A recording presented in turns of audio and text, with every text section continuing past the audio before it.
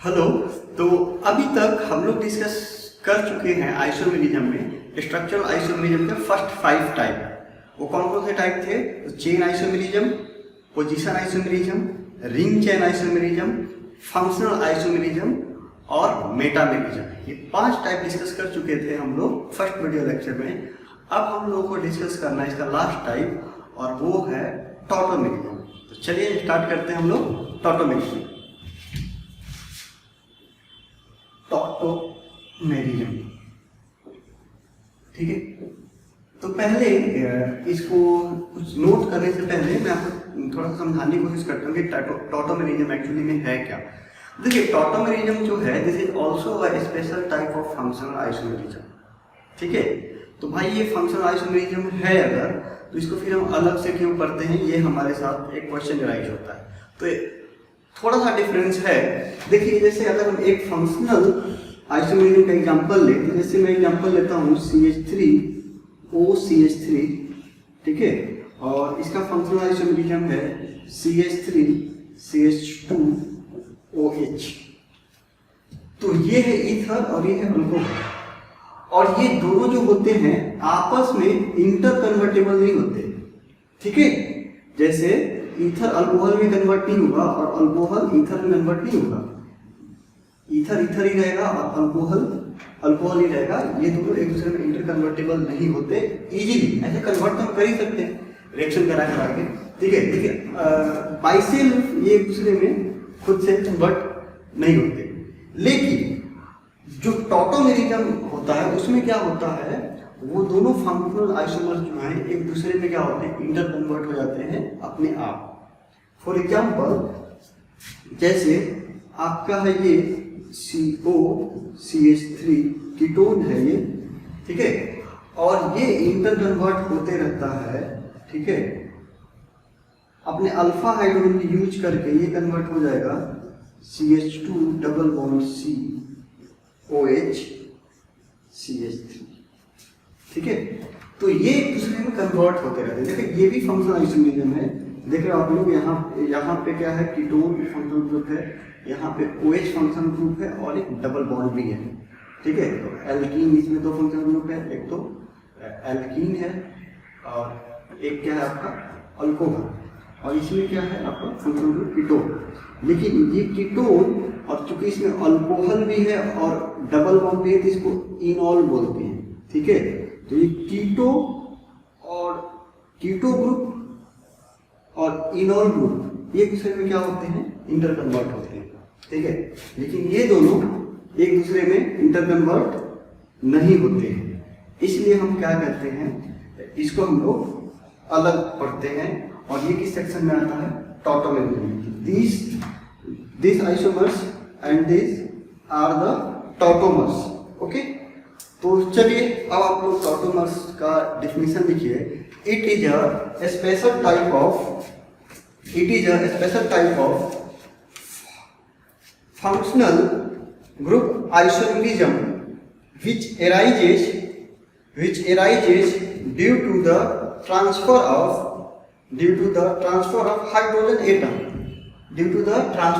hydrogen atom। देखिए, यहाँ से हाइड्रोजन ट्रांसफर होके यहाँ पे चला गया, ओके ऊपर।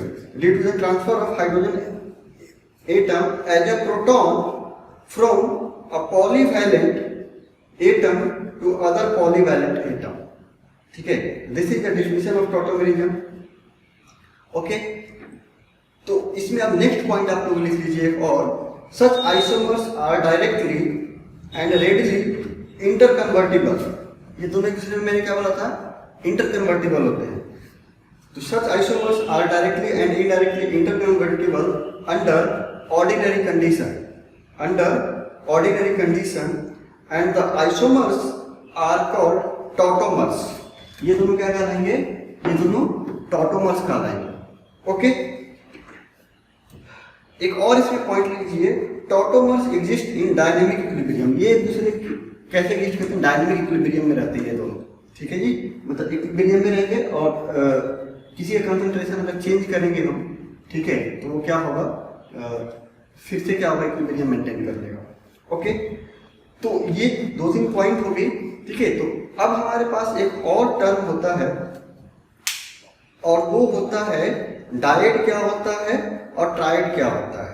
तो डायड होता है जब फर्स्ट एंड सेकेंड एटम के बीच में क्या होगा, आपका फर्स्ट एंड सेकेंड एटम के बीच में हाइड्रोजन ट्रांसफर होगा।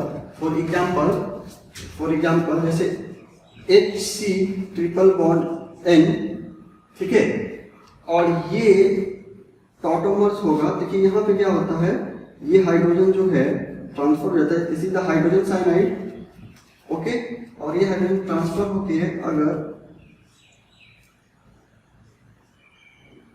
नाइट्रोजन पे चला है, ठीक है, तो इसको बोलते हैं आइसोसाइनिक एसिड, ठीक है। तो इसमें देखिए हाइड्रोजन जो है फर्स्ट एंड सेकेंड एटम पे ट्रांसफर हो रहा है, ओके। तो ऐसे सिस्टम को हम लोग क्या बोलते हैं, डायड बोलते हैं, ठीक है। ओके, इसका मैं नोट्स भी दे दूंगा आप लोगों को, ठीक है, तो वहां से नोट कर लीजिएगा, यहाँ पर बस समझ लीजिए। लेकिन अगर फर्स्ट एंड थर्ड एटम पे ट्रांसफर हो तो उसको ट्रायड बोलते हैं। जैसे यहाँ पे देखिए 1 2 3, इसका हाइड्रोजन ट्रांसफर कहाँ पे जा रहा है, ऑक्सीजन पे, ठीक है। इसमें देख रहे हैं आप लोग, यहाँ का हाइड्रोजन ट्रांसफर कहाँ पे चला गया, ऑक्सीजन पे, जो कि यहाँ पे नंबरिंग में गए तो 1 2 3, ठीक है। तो ऐसे सिस्टम क्या बोलते हैं, ट्रायड। ये इसलिए मैं बता रहा हूँ क्योंकि लोग पूछ लेते हैं कि ये जो टॉटोमेरिज्म हो रहा है कैसा है, सिस्टम कैसा है, डायड सिस्टम है कि ट्रायड सिस्टम है, ओके। तो ये भी आप लोगों को ध्यान में रखना है, ओके।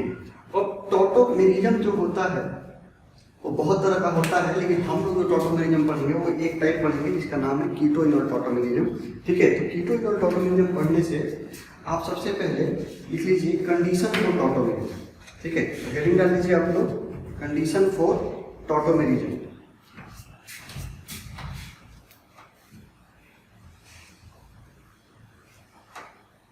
कंडीशन फॉर टॉटोमेरिज्म में आप लोग लिखिए, कंडीशन फॉर टॉटोमेरिज्म पहला पॉइंट लिखिए कि प्रेजेंस ऑफ ग्रुप लाइक,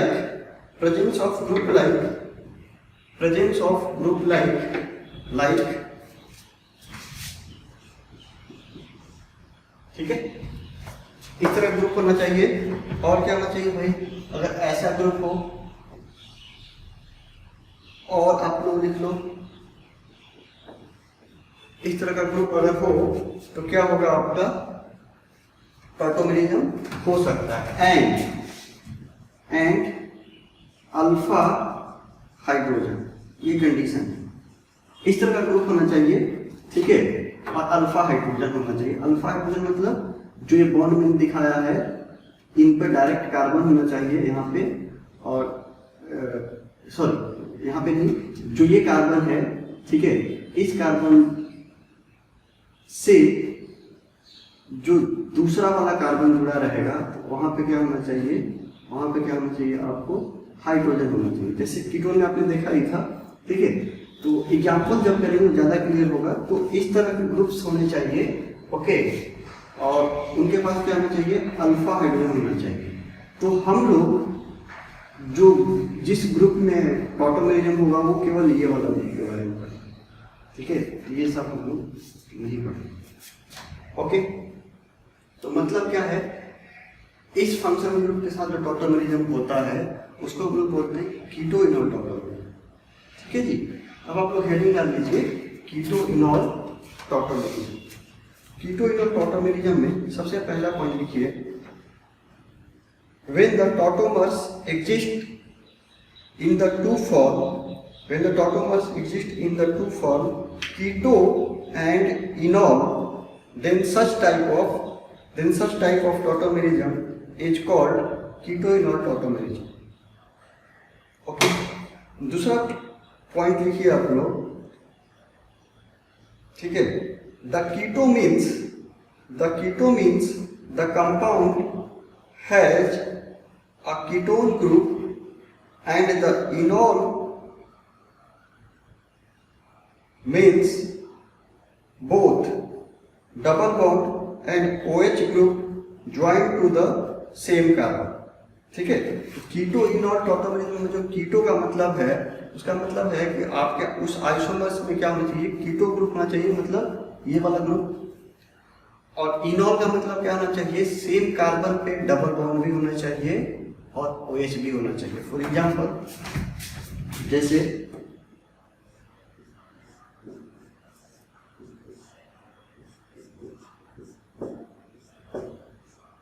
ठीक है, ये हो गया। तो ये हो गया इसका कीटो फॉर्म। और इसका इनॉल फॉर्म क्या होगा? तो देखिए मिनिमम एक अल्फा हाइड्रोजन होना चाहिए, ठीक है। तो यहाँ पे देखिए ये वाला हाइड्रोजन जो है शिफ्ट होकर कहाँ पे चला जाता है? ऑक्सीजन के पास, ठीक है। तो अगर वहाँ चला गया तो ये तो बॉन्ड रहेगा। अब ये दोनों बॉन्ड पे हाइड्रोजन भी हो सकते हैं, कुछ दूसरे ग्रुप भी हो सकते हैं, मीन्स अल्काइल ग्रुप भी हो सकते हैं, ठीक है। मिनिमम एक हाइड्रोजन चाहिए कीटो इनोल टॉटोमेरियम होने के लिए, ओके जी। तो उसके बाद क्या होगा आपका, यहाँ पे ये OH हो जाएगा और ये डबल बॉन्ड और इस साइड वाला जो C है तो ऐसे, ठीक है जी, ओके। तो ये हो गया कीटो फॉर्म। और इसमें देखिए OH है और डबल बॉन्ड है, तो डबल बॉन्ड के लिए हो गया इन और OH के लिए हो गया ऑल, तो इनॉल फॉर्म, ठीक है। तो कीटो का मीनिंग क्या था? कीटो का मीनिंग था ये ग्रुप हो, और इनॉल का मीनिंग क्या था? उसमें सेम कार्बन से OH ग्रुप भी लगा हो और डबल बॉन्ड भी हो। तो इस तरह का आइसोमर्स अगर होंगे तो हम लोग क्या कहेंगे? कीटो इनॉल टॉटोमेरियम, ओके। यहाँ पे एक और बड़ा इंपॉर्टेंट टर्म होता है इनॉल कंटेंट, ठीक है। तो आप लोग का हेडिंग डालिए इनॉल कंटेंट, ठीक है जी। तो इनॉल कंटेंट में आप लोग लिख लीजिए कि it is the percentage amount of enol, it is a percentage amount of enol in keto enol system, ठीक है जी। It is the percentage amount of enol in keto-enol system. Usually, keto content is generally more than enol content. ठीक है, तो यहाँ पे आपने लिखा कि क्या होता है कि आपको पता है कि इक्विलिब्रियम में है, ठीक है। तो अब टोटल का कितना परसेंट ये है, ऑब्वियस सी बात है, अगर ये x% है तो ये हो जाएगा आपका 100 - x%, ओके। और ये क्या है, अगर ये x% है तो ये 100 - x% होगा। तो ये जो परसेंटेज है ये क्या कहलाएगा? इनॉल कंटेंट का, ठीक है जी, ओके। उसमें आपने अगली लास्ट लाइन लिखी कि जनरली क्या होता है, कीटो कंटेंट क्या होता है? ज्यादा होता है इनॉल कंटेंट से। रीजन क्या है? रीजन क्या है कि देखो यहाँ पे जो डबल बॉन्ड बन रहा है वो कार्बन एंड ऑक्सीजन के बीच में बन रहा है, और यहाँ पे जो डबल बॉन्ड बन रहा है वो कार्बन एंड कार्बन के बीच बन रहा है। तो कार्बन एंड ऑक्सीजन के बीच में जो डबल बॉन्ड होगा ना वो ज्यादा स्ट्रॉन्ग बॉन्ड होगा as compare to carbon and carbon के बीच में। रीजन क्या मैं बता देता हूँ, आप लोग ध्यान से देखो। आप लोगों को पता है कि जो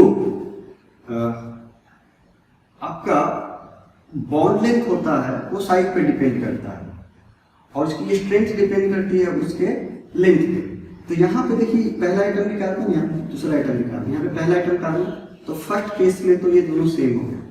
इसमें सेकेंड आइटम कार्बन, लेकिन इसमें सेकेंड जो है आइटम वो है ऑक्सीजन। और ऑक्सीजन जो होता है वो क्या होता है? कार्बन से क्या होता है? छोटा होता है। तो ऑब्वियस सी बात है कि कार्बन एंड ऑक्सीजन के बीच में जो बॉन्ड बना होगा वो छोटा बॉन्ड बना होगा, और छोटा बॉन्ड जो होता है वो ज्यादा मजबूत होता है बड़े बॉन्ड से, okay.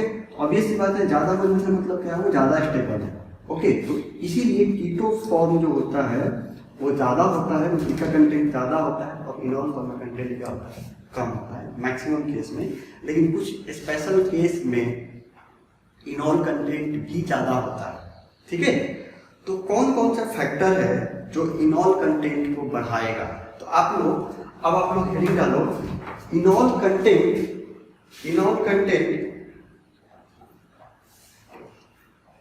Directly proportional stability of इनॉल। मतलब इसका जो कंटेंट है, इनॉल का जो कंटेंट है, ये कब ज्यादा होगा? जितना ज्यादा इनॉल स्टेबल होगा, ठीक है। जो ज्यादा स्टेबल होगा भी सेवा की कंटेंट ज्यादा होगी।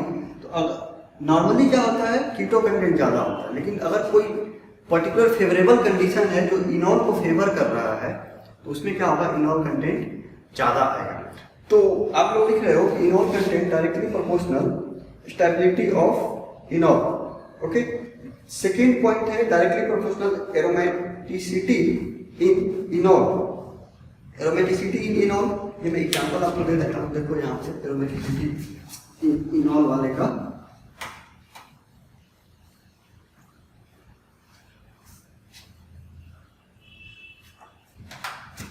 जैसे आप ध्यान से देखिए, ये है एक कीटोन, ठीक है, सॉरी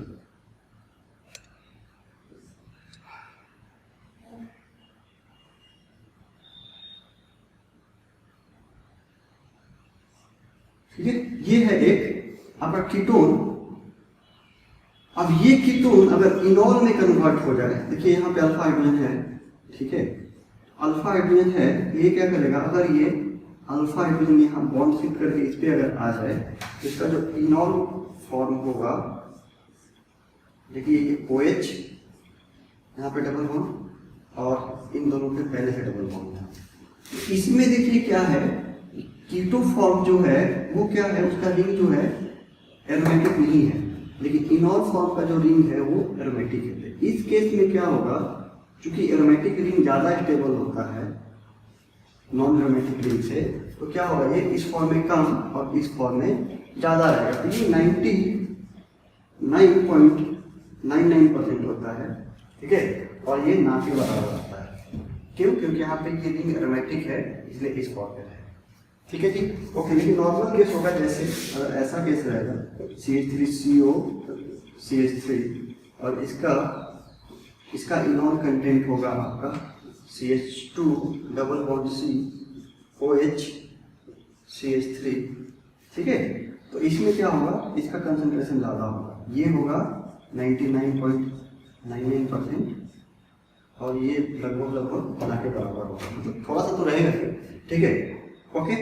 तो स्पेशल केस में ही क्या होता है, इनॉल कंटेंट ज्यादा होता है। नॉर्मल केस में क्या होता है, नॉर्मल केस में क्या होता है, आपका कीटो फॉर्म ही क्या होता है, ज्यादा होता है। यहाँ पे इसलिए ये ज्यादा हो गया क्योंकि इनॉल फॉर्म में रिंग जो है वो एरोमेटिक है, यहाँ पे कीटो फॉर्म में क्या है, रिंग एरोमेटिक नहीं है, इसलिए। तो आपने यही लिख लेते हैं आप लोग, इनॉल कंटेंट कौन कौन से बात पे डिपेंड करता है, यानी किस कंडीशन में ज्यादा होगा। एक स्टेबिलिटी आपने पहला पॉइंट लिखा, directly proportional stability of enol, दूसरा पॉइंट लिखा एरोमेटिसिटी इन इनॉल, और तीसरा पॉइंट लिखा कंजुगेशन इन इनॉल। मतलब अगर इसका डबल बॉन्ड जो है अगर कंजुगेटेड रहेगा तो मतलब क्या है, इसकी स्टेबिलिटी ज्यादा होगी। तो कंजुगेशन होने से भी क्या होता है, इनॉल फॉर्म ज्यादा होता है। फॉर एग्जाम्पल मैं यहाँ पे एग्जाम्पल लेता हूँ, बड़ा बढ़िया सा एग्जाम्पल है, देखो ध्यान से। अगर मैं 2 कीटो फॉर्म लेता हूँ, एक ये लेता हूँ कीटो फॉर्म, ओके,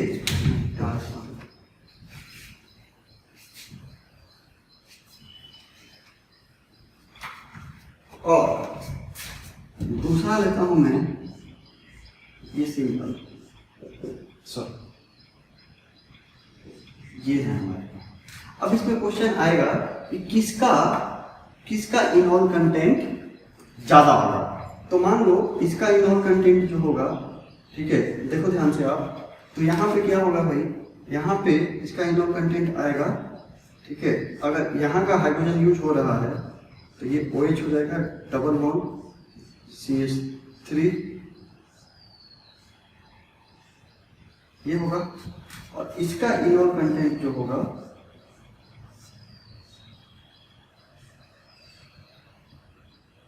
ये हो गया आपका OH, यहाँ पे डबल बॉन्ड आएगा। नाउ सी, अब पूछेगा कि कौन इनॉल कंटेंट, किसका इनॉल कंटेंट ज्यादा होगा, इसका ज्यादा होगा, इसका ज्यादा होगा। मान लेते हैं इसका इनॉल कंटेंट है X% और इसका है Y%, ठीक है। तो कौन ज्यादा होगा, ऑब्वियस सी बात है, जो ज्यादा स्टेबल होगा, ठीक है, वो ज्यादा होगा।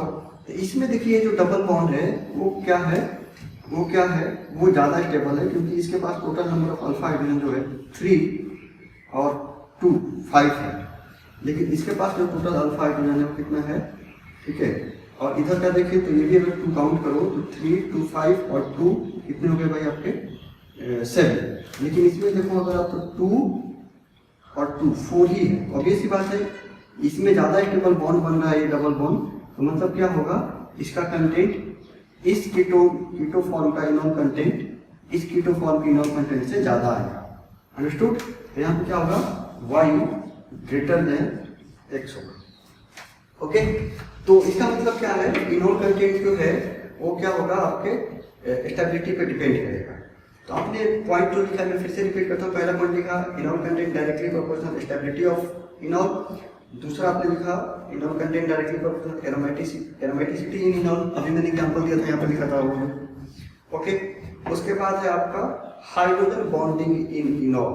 हाइड्रोजन बॉन्डिंग अगर इनॉल में हो जाए तो उसमें भी क्या होता है, आपको इनॉल कंटेंट जो होता है वो ज़्यादा आता है। फॉर एग्जाम्पल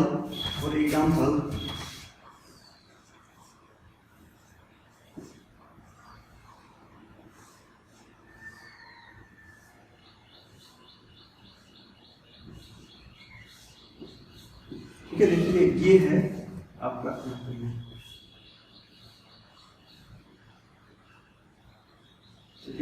ये दो जगह पे कीटो ग्रुप है। इसका अगर मैं इनॉल कंटेंट बनाऊं तो ऑब्वियस सी बात है, यहाँ वाला हाइड्रोजन जो ज़्यादा एसिडिक नेचर का है तो यही ट्रांसफर होगा। रीजन क्या है, यहाँ का हाइड्रोजन अगर H+ के फॉर्म में है तो नेगेटिव चार्ज दो तरफ डिलोकलाइज हो सकता है। तो जहाँ का हाइड्रोजन ज़्यादा एसिडिक होगा ऑब्वियस सी बात है वही ट्रांसफर होगा। ठीक है, तो इसका जो मैं इनॉल फॉर्म बनाऊंगा, देखिएगा ध्यान से, डबल बॉन्ड O और यहाँ वाला ये OH बनेगा। ठीक है, और ये क्या होगा, देखिए यहाँ से क्या हो जाएगा, ये हाइड्रोजन बॉन्डिंग बनेगा। हाइड्रोजन बॉन्डिंग बनने के चलते क्या होगा, हाइड्रोजन बॉन्डिंग बनने के चलते क्या होगा, हाइड्रोजन बॉन्डिंग बनने के चलते क्या होगा, ये ज़्यादा हो जाएगा और ये क्या होगा, कम होगा। ओके, तो ये जनरली 76% होता है। ओके, और ये होता है 24%। ओके, तो अगर इनॉल फॉर्म में हाइड्रोजन बॉन्डिंग अगर आए उसके चलते भी क्या हो जाएगा, वो ज़्यादा हो जाएगा स्टेबल। ओके, तो इस आपने पहला पॉइंट फिर से मैं रिपीट करता हूँ, स्टेबिलिटी ऑफ इनॉल लिखा, एरोमेटिसिटी इन इनॉल। तीसरा पॉइंट लिखा directly proportional conjugation in enol. Fourth point लिखा hydrogen bonding in enol, directly proportional hydrogen bonding in enol. उसके बाद फिफ्थ पॉइंट आप लोग लिखो, acidic strength of alpha hydrogen of keto form.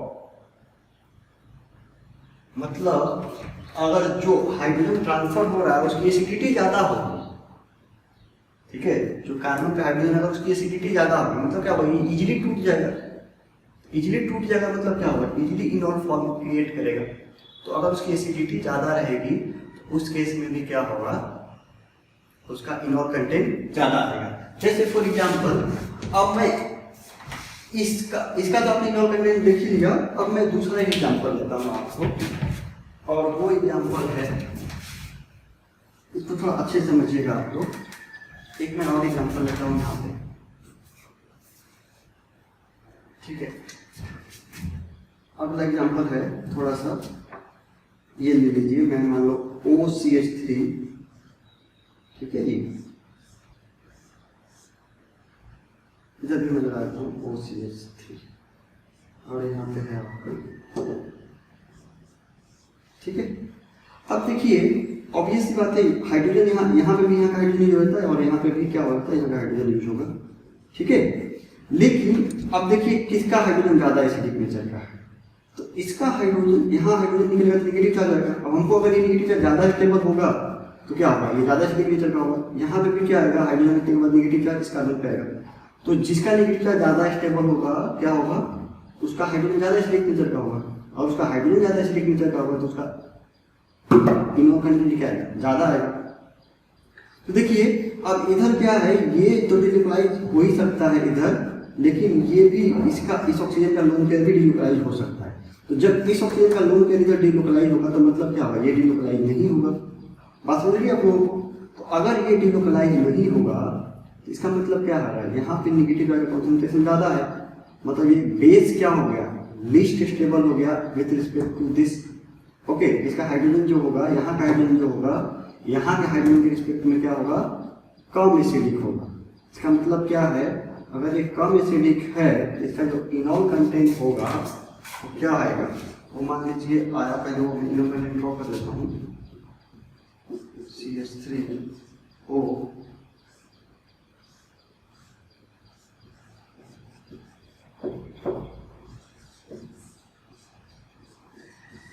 ठीक है। तो चूंकि यहाँ पे हाइड्रोजन, यहाँ का हाइड्रोजन कंपेयर में क्या था, कम एसिडिक था, तो इजीली ट्रांसफर होकर यहाँ पे नहीं जाएगा ऑक्सीजन के पास, ठीक है। तो मतलब क्या होगा, ये क्या होगा, कम फॉर्म होगा।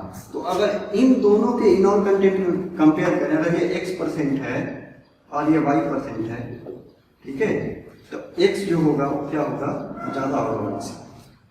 आपको पता लग गया क्यों, क्योंकि इसका हाइड्रोजन ज़्यादा एसिडिक नेचर का था with respect to this keto form. Okay, तो इसलिए क्या होगा, जिसका हाइड्रोजन ज़्यादा एसिडिक नेचर का होगा उसका इनॉल कंटेंट ज़्यादा है। इसका मतलब क्या हुआ, enol content directly proportional acidity of hydrogen, ठीक है। तो आप लोग इसे कहते हैं directly proportional acidic strength of alpha hydrogen of keto form. तो इनॉल कंटेंट एक और नया पॉइंट लिखा आपने, acid strength of alpha hydrogen of keto form. Last है जो वो है directly proportional presence of electron withdrawing group. Electron withdrawing group present रहेगा तो क्या करेगा, ऑब्वियस सी बात है, इलेक्ट्रॉन विथड्रॉइंग ग्रुप प्रेजेंट होने के चलते क्या करेगा, वो उस हाइड्रोजन वहाँ पे क्या करेगा, जो निगेटिव चार्ज है उसको ज़्यादा स्टेबलाइज करेगा, ठीक है। फॉर एग्जाम्पल एक और मैं एग्जाम्पल लेता हूँ, देखो जाते हैं यहाँ पे CH3,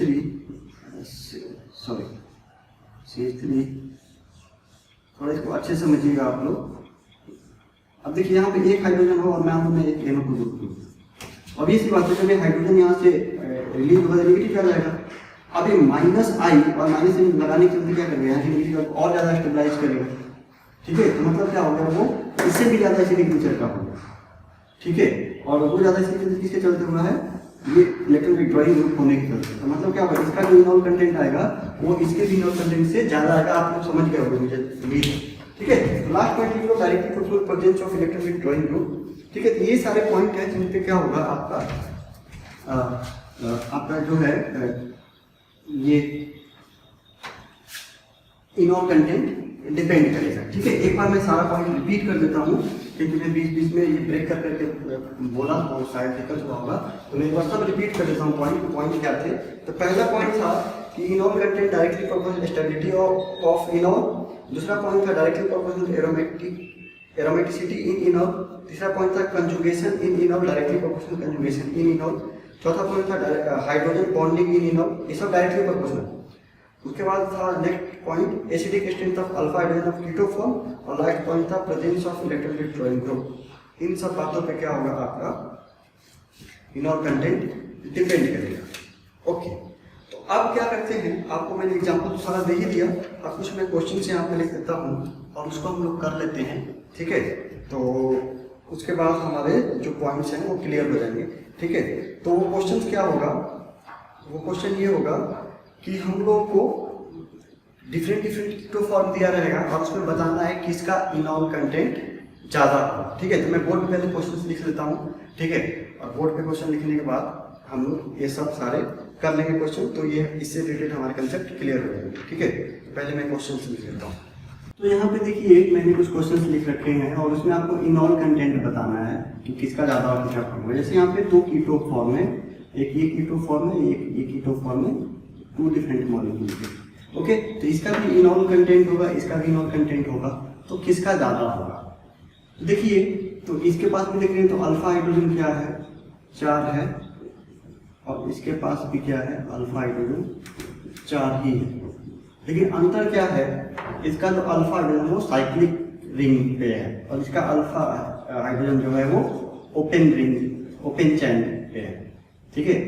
तो जो साइक्लिक रिंग होता है ना, उसमें कंजुगेशन जो होता है वो ज़्यादा आसानी से होता है, मतलब रेजोनेंस जो होता है वो ज़्यादा आसानी से होता है। तो इसलिए क्या होगा, इसका इनॉल कंटेंट इससे ज़्यादा होगा। इसमें भी वही बात है, देखिए हाइड्रोजन बॉन्डिंग तो इसके भी इनॉल कंटेंट में आएगा और इसके भी इनॉल कंटेंट में हाइड्रोजन बॉन्डिंग आएगा, लेकिन चूंकि इसका रिंग साइक्लिक है तो इसका हाइड्रोजन इजीली ट्रांसफर होगा, तो इसमें इसका इनॉल कंटेंट ज़्यादा आएगा।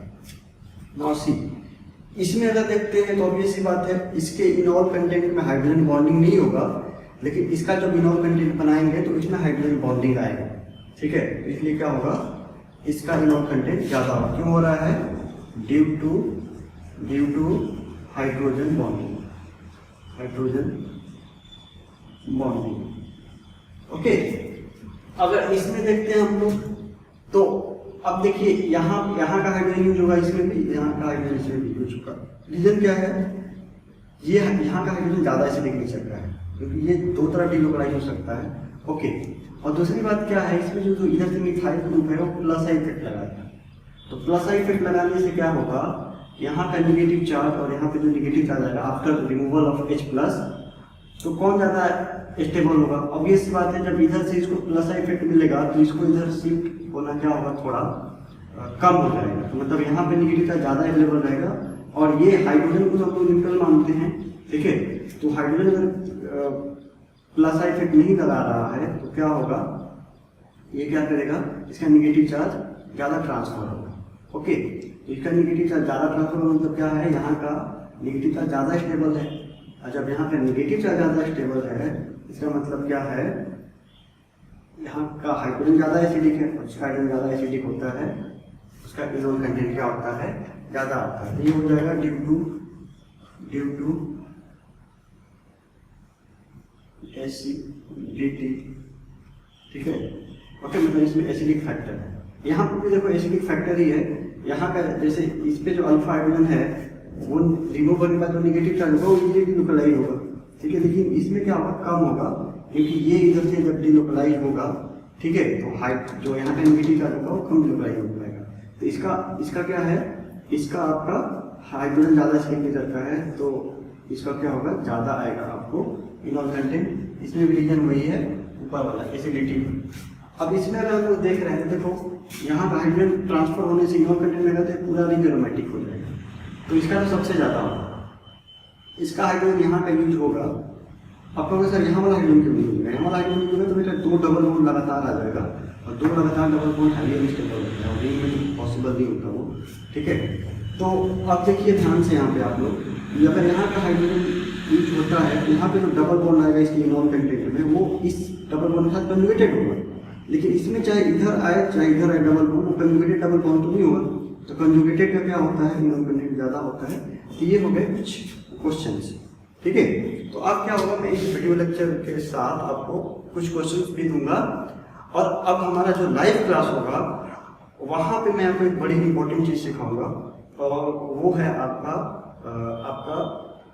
अनसैचुरेशन फैक्टर, ठीक है। वो मैं सोच रहा था यहीं पे करा दूँ लेकिन लाइव में ही अच्छा सा हो जाएगा, ठीक है। तो लाइव में मैं आपको करा दूंगा, इसको आप लोग अच्छे से कर लेना, ठीक है। नोट मैंने करा ही दिया सारे पॉइंट, वो नोट्स कर लेना और ये लिख लेना और क्वेश्चंस करेंगे हम लोग और परफेक्ट हो जाएगा हमारा ये इससे रिलेटेड जो भी कंसेप्ट है। तो इस वीडियो को यहीं पे बंद करते हैं और हम लोग लाइव क्लास में इससे रिलेटेड क्वेश्चंस भी डिस्कस करेंगे और एक नया आपको कंसेप्ट सिखाऊंगा कि how to find out unsaturation factor और उसका क्या क्या एप्लीकेशन है वो हम लोग देखेंगे, ओके। और यहाँ से जो हमारा है स्ट्रक्चरल आइसोमेरिज्म वो हो गया कंप्लीट, ठीक है। तो अब जो है हमारा वो मेन आइसोमेरिज्म जो पढ़ना है हम लोग को स्टीरियो आइसोमेरिज्म। तो इसके बाद अब हम लोग जो नेक्स्ट क्लास होगा ये लाइव वीडियो वाला क्लास, उसमें मैं आपको स्टीरियो आइसोमेरिज्म कराऊंगा, ठीक है। तो मिलते हैं नेक्स्ट वीडियो लेक्चर में, तब तक के लिए बाय बाय।